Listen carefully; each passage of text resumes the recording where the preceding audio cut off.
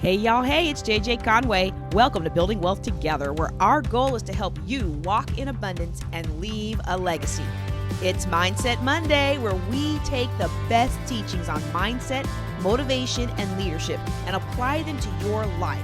This helps you get past the past and grow forward into abundance. Let's get into it. Hey everyone, I've been debating whether or not to broadcast today's Mindset Monday.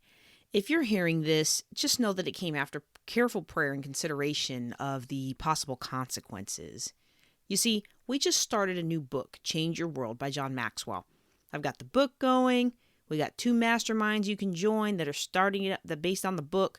It's going to change a lot of lives. And those of you who've been listening for a while, you're used to that. I launch a book. We go through it for a couple weeks. If you want to dig deeper, you join in the private mastermind or buy the course on it, right? Depending on which way I go. But something happened Friday, and it's really been digging under my skin. And since today is Mindset Monday, I think it's a good time to discuss the topic. So we'll pick up Change Your World later. The topic is, where do you draw the line in allowing yourself to be associated with someone who isn't aligned with your values? And I've had to cross that bridge a couple times. I met speakers at a conference. I met the speaker at a conference. She was so powerful. I asked her to speak at my next conference, and she was powerful there again, too. Only she and her crew stole all my leftover inventory. Now, it wasn't much, to be honest, and I did say from the stage I'd give away 1 item to each person who signed up for my list, because, come on, I didn't want to cart that stuff home, you know?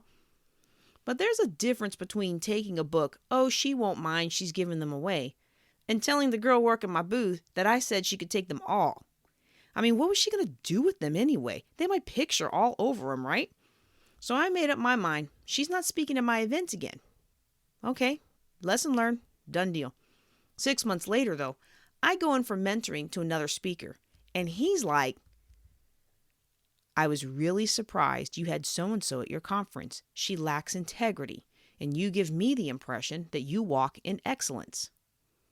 I almost turned you down because I don't deal with people who lack integrity.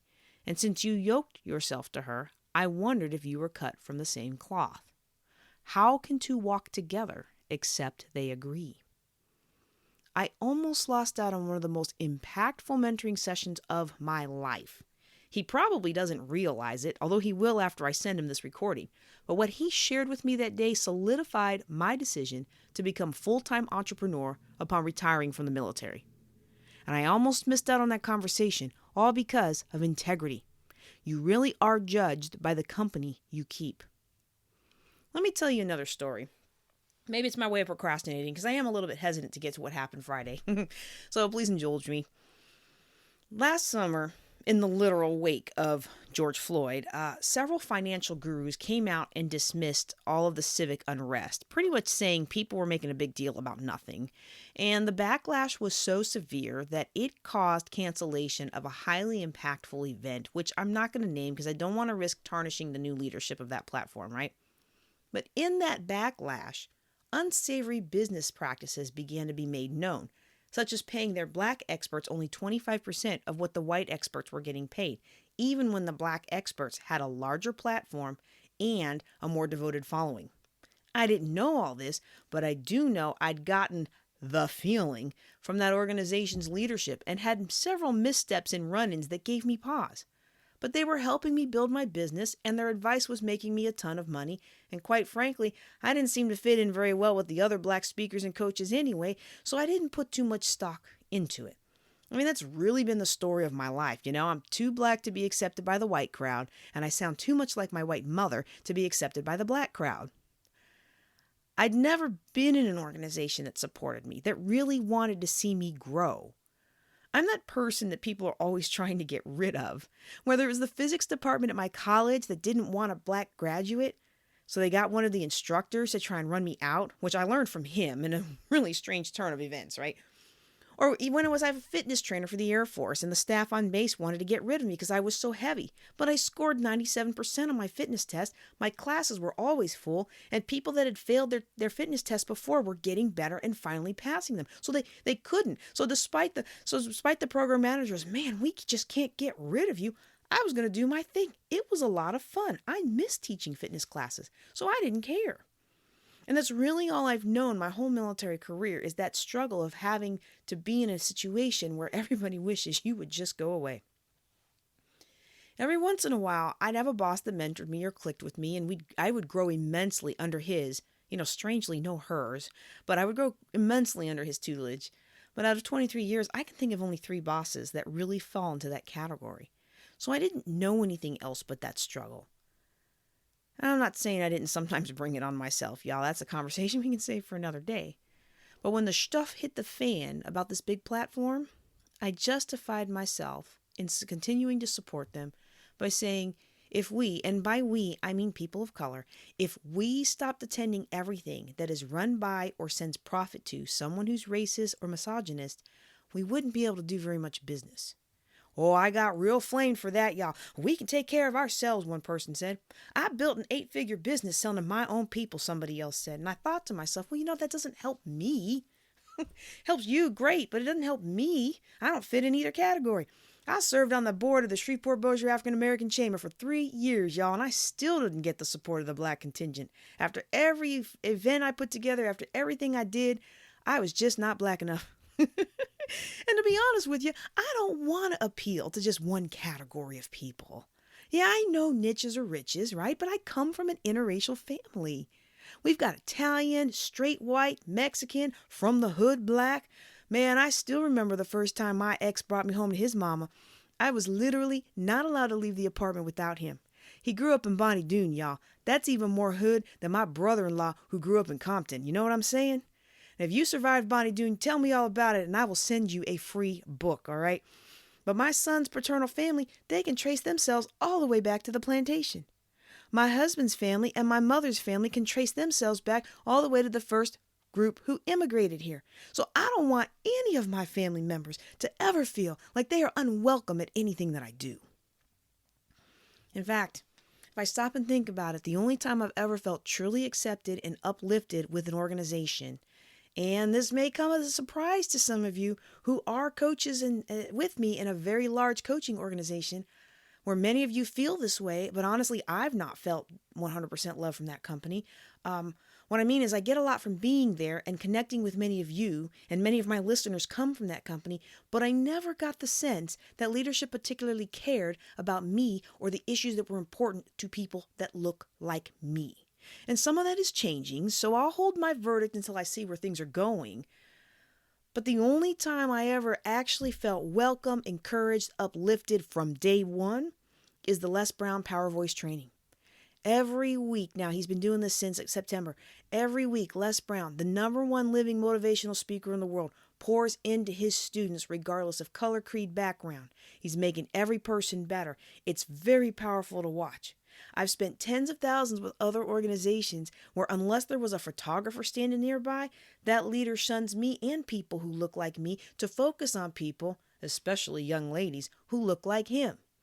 And so I'm pondering all this as I drive, right? How do I create an organization like Les Brown's where speakers, trainers, coaches, technical leaders feel empowered, excited, and equipped to help all people from all situations and all walks of life? Because I believe I'm going to have global impact, y'all. And so then I hear this guy Friday. And there's been a lot of conflicting feelings about several of the professional companies and mentors that I'm associated with. And honestly, I'm about to cut ties with one. And I paid for some value. I'm gonna get coming to me later this year. And I'm gonna stick around long enough to get that value because it's already paid for. But you're gonna see some changes in how I do business, especially with this company. See, there's a large platform for financial speakers and coaches that I've been associated with for quite some time.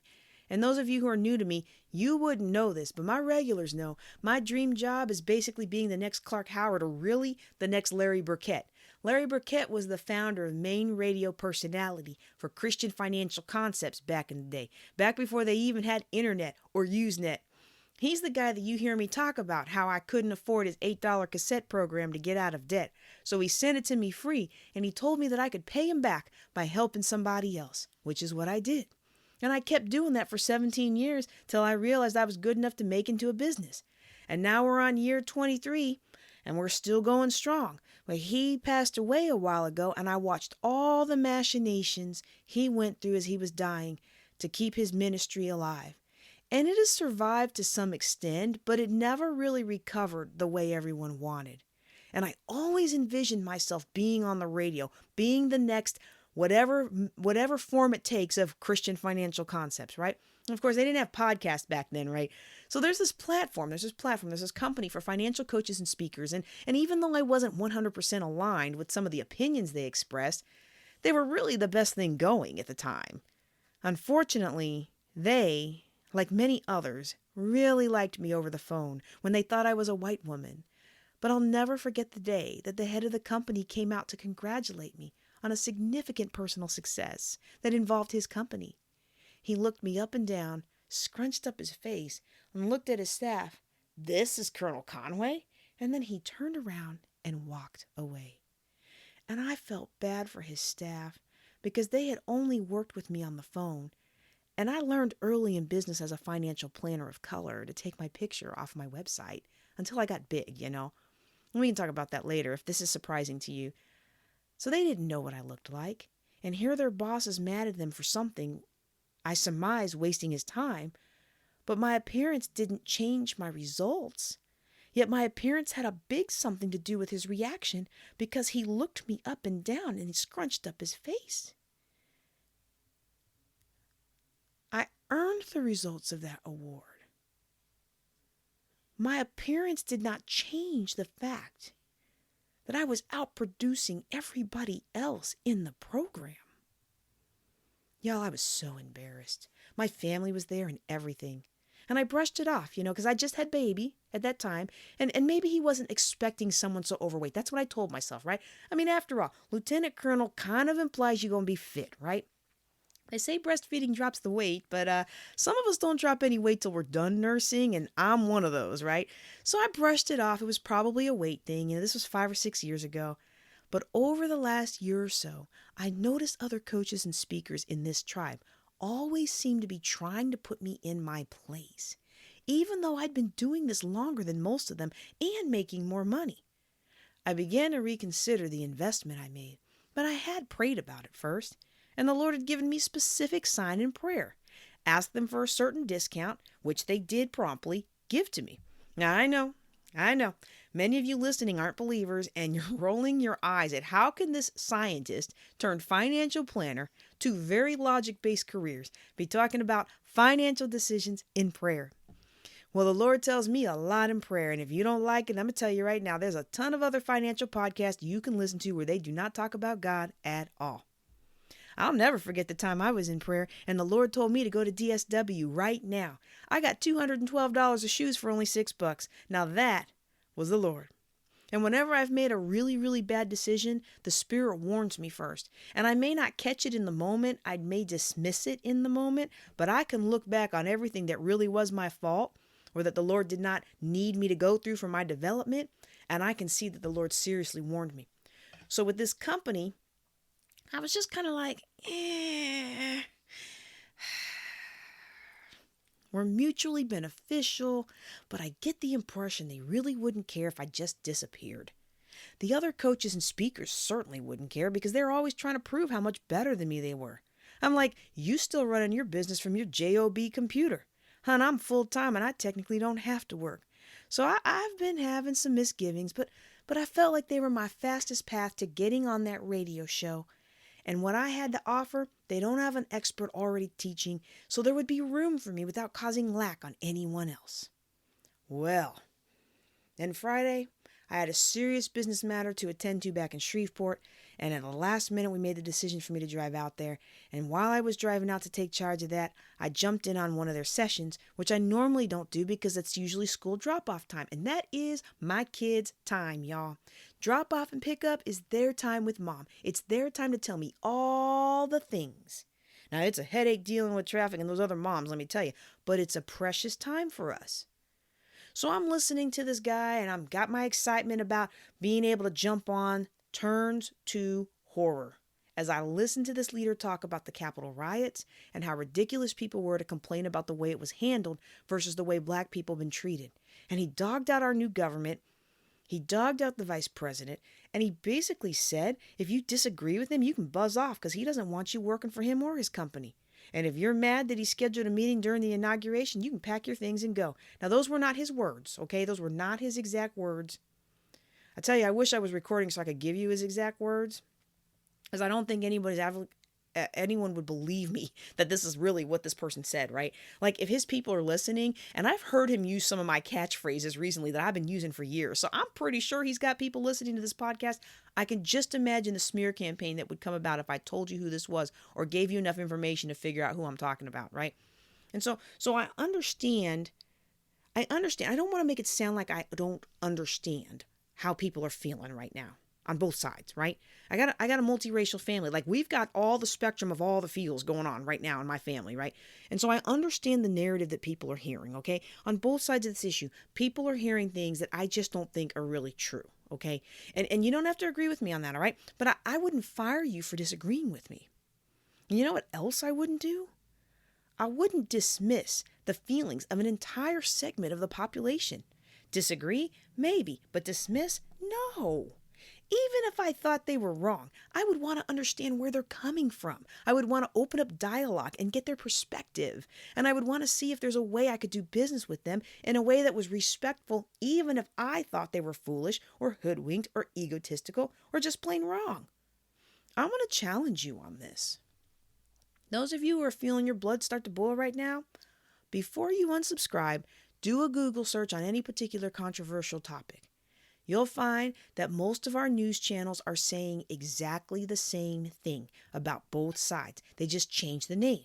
Like, you can literally, I did this one day with my husband. It was hilarious. You can literally take Fox News statement, take the names of the parties and individuals out, swap them for the names of the other side, and you have the exact same sentence that CNN was saying. It's actually kind of funny, but not funny. Look, if you're a Bible scholar, then you know that misinformation and fake news is only going to get worse. So when I hear this leader express this opinion, it is a huge contrast to my Facebook post that I made after the inauguration, which is very, very important and precious to me. So I'm going to read a little bit of it for you. This is what I posted. I disagree with her politics, but 100% shed tears as Vice President Harris was sworn in, the first woman as well as the first person of color to serve in this role. Why tears? Because back in 1992, in December of my senior year, we moved from Victorville, California, where I had a 4.5 GPA thanks to straight A's in 5 AP level classes, to Plattsburgh, New York, where I was placed in basic math and basic grammar because I didn't look like, quote unquote, look like I could handle advanced academics. Because in 1995, I was told I could not declare physics as my major at the Air Force Academy because, as the advisor believed, blacks can't do physics. Well, I did it anyway. Because of the many discriminatory practices I've experienced in the last 4 years while living in Northwest Louisiana, including refusal of Bossier Parish to test my son for the talented program, despite him holding the highest gifted designation from Fairfax County. And what I didn't put in that post, straight A's. One of 6 students in the whole school to make straight A's. They refused to test him until I pulled him from the football team. Including refusal to rent to me. Including not serving people of color and taking all of the white clients first. Including the rent is 3 times higher for me than it was for my white husband who had lower income and worse credit. Including many businesses that were happy to deal over the phone with Lieutenant Colonel Conway, who sounded like a white woman, but then changed their minds for no reason when they saw me in person. Including many other incidences that highlight how racist our nation still is. You may not agree with the way the election turned out, but I hope you will join me in celebrating the progress that our nation has made in just my 25 years of adulthood, to where a woman who looks like me is now the vice president. So that's the post. And I don't require everyone I do business with to agree with my post. But if you do agree with it, go like it, all right? Like it and bump it up and forward it to a friend, right? But I'm going to need you to at least honor my journey and the journey of those who look like me, not tear us down. So I'm going to attend the mentoring event I already paid for because other high-value individuals will be there, unless they too break with this leader, you know. Proximity is power. And I know a lot of people are conflicted right now between the professionalism of being paid speakers and upholding your contracts versus doing business with people of integrity. So if they're going to be there, so am I, unless I see similar attitudes on their parts. Either way, after I heard this man basically say people like me who have experienced racism firsthand were psychologically unstable whiners making excuses for why they couldn't make it, I realized I no longer want to be one of the experts in his platform. And then it occurred to me, I have a referral relationship with this individual, along with several others who have marginalized their coaches and speakers of color. And like I mentioned above, as long as I was learning things that made me money without any undeniable hard proof of discrimination, I was going to roll with it. I mean, what are you going to do? Grind your own meal and grow your own plants? Some of us can do that. But how many of us ideologically, seriously can say that we 100% conduct absolutely zero business with people who do not agree with your beliefs? Now, I'm a holiness minister, right? I do a lot of things that others in my church frown on, but one thing about me is I've lived such a clean life that even the other ministers generally don't want to hang around me. I don't know why, because I think I'm one of the most fun ministers you're ever going to meet, right? But they don't want to be around me, and they don't want to be around my big old mouth calling you out for preaching against this thing and that thing, but you're going to do it anyway, you know? And I know that when you're opinionated and direct and you got a big mouth, nobody really wants to hang around with you. But one of the reasons people don't like to hang around with me is because if they preach against sin, I'm going to convict them of their sin. But with this, I can't ignore it. I can say to myself, you know what? I live a life. I can't require everybody who's in my life to live the lifestyle I feel called to live. Not even other ministers. But with this, I cannot ignore it. And it makes me question those other business relationships where I felt the same thing, where I or people who look like me are marginalized in favor of others who are neither as effective nor as capable, but have the look of everyone else. Where I and other speakers and coaches of color feel like we're constantly having to justify ourselves for being at the table. Man, I spent 23 years in the Air Force having to justify myself day in and day out. That life is for the birds. And so I made a decision. I'm going to make a break with this company. I'm going to get everything I paid for, don't get me wrong. But if they don't change their ways by the time I finish getting what I got to get, then instead of being one of their highest grossing referrals, I'm going to end up being one of their biggest competitors, because you can't do God's people like that. And the longer I stay associated with someone like that, the longer I send the message to everyone around me that their behavior is okay. Guilty by association. So before I close with our special Mindset Monday for today, let me just talk about trust and integrity and the role trust plays in your ability to walk according to integrity. A lot of my classes, many of you've noticed, are less about money management and more about money mindset and creating your ideal life by first visualizing what you want out of life. Well, another huge step in the process of designing your empowered life is learning how to trust yourself. Trust your intuition, trusting and having faith in yourself. Trusting yourself. And when we trust ourselves, us trusting ourselves activates faith. Faith is a strong belief in someone or something without logical proof. That's what faith is, right? A strong belief in someone or something when we don't really have logical proof. But trust is different. Trust is when we have a firm reliance on the character or integrity of ourselves. Trust is kind of internal. When we have a firm reliance on the character or integrity of God, we trust God, and that builds our faith in God. When we have a firm reliance on ourselves, when I have a firm reliance on me, on my character, my integrity, when I know who I am, when I know what I stand for, when I know what JJ's all about, when we think about that trust being different from faith, you find you really can't develop a true faith when there's no logical proof that you can trust. You have to be able to trust in yourself to be able to spot that. All right? You have to be able to say, I trust myself. I know who I am and what I'm about, and I trust myself. And I trust God's leading, but it starts with trusting yourself. See, many of us don't trust ourselves because we have spent so much of our lives teaching ourselves that we can't depend on ourselves. Easy example. We say we're going to wake up and work out. Or we say we're going to wake up and do devotional. We say we're going to get 7 hours of sleep tonight. We say we're going to cut off the Facebook and actually go to bed on time. We say we're going to spend time with our kids. I'm a little convicted right now because the little one is sitting in the chair waiting for me to finish recording so I can play with him. But what do? We say we're going to wake up in the morning and work out or do our devotional, but we hit snooze and roll right back over. We say we're going to stop playing around on Facebook, but 3 hours later, what have we done? It's no big deal, right? It's just one little blip. But over time, it's a really big deal.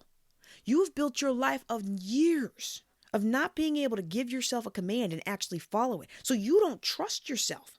And you've built your life for years on public outrage against things that you privately allow, such as knowing that people are wrong and still doing business with them. Knowing that people are wrong, but still allowing them around your children because they're family. Who we associate with matters. Build trust in yourself, walk in excellence, and surround yourself with uplifting and encouraging people. And that is how we will all build wealth together. I'm JJ Conway. Thanks for listening. Y'all take care and be blessed. Love the podcast? Be sure to like, subscribe, and forward to 3 friends. You can ask a question or take a life-changing class at buildingwealthtogether.com. Now, go walk in abundance and leave a legacy.